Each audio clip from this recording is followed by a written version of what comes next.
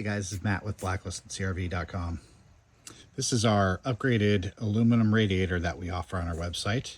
It is the exact same size and dimensions as the factory radiator, except it's extra capacity, plus it looks great. Everything on it swaps over from the lower mounts, the fans, which I'm getting new fans, so I'm not swapping these, but all the mounting points are exactly the same, and it just transfers over. The reservoir, as you can see, obviously the fan needs to go on first, and the fan switch. Now you can reuse your factory one, or I've gone ahead and got a replacement OEM one, and I'm going to be using that. Now if you have a manual or automatic, either one will work. It does come with the fittings for you to use the transmission cooler for the automatic, but I'd also suggest if you're going automatic to run an external transmission cooler. It's only about 40 bucks, and it's going to protect your transmission in the long run. Now I'm also going with our upgraded radiator hoses for the Element project, and we have the CRV hoses coming soon. One quick issue I wanted to share with everybody on these is on the coolant sensor. See that little ring, especially if you're using it on some of these.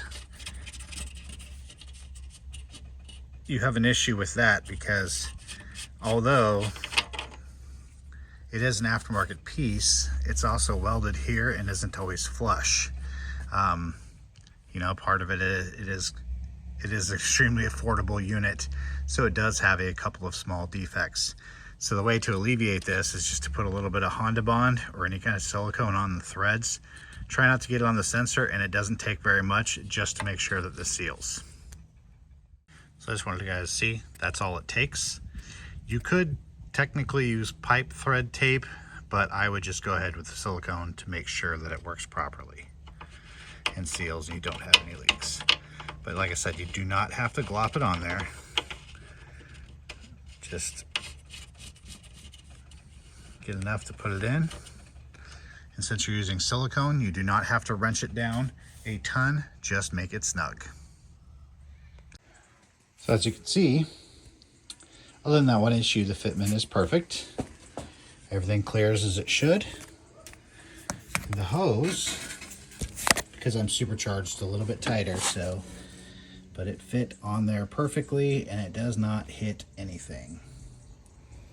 Getting to the clamp is going to be a little bit of an issue. And then our fan plug plugs in. Don't mind the poor video. And yeah, that's how she goes. Now I do recommend upgrading this radiator cap if you are going performance at all, because it's not even as good as the factory one. I mean, like I said, it's a lower cost radiator. It works fine because I've used it, but these caps are not great for holding pressure when you're putting a lot of heat through it. So if you're in an extreme heat environment, or you're doing something like what I'm doing, a supercharging, I recommend upgrading this with like a Skunk 2 or a K-tuned, or you know, even a Stant one you can get from your local auto parts store. So the one you get with radiator, throw it away.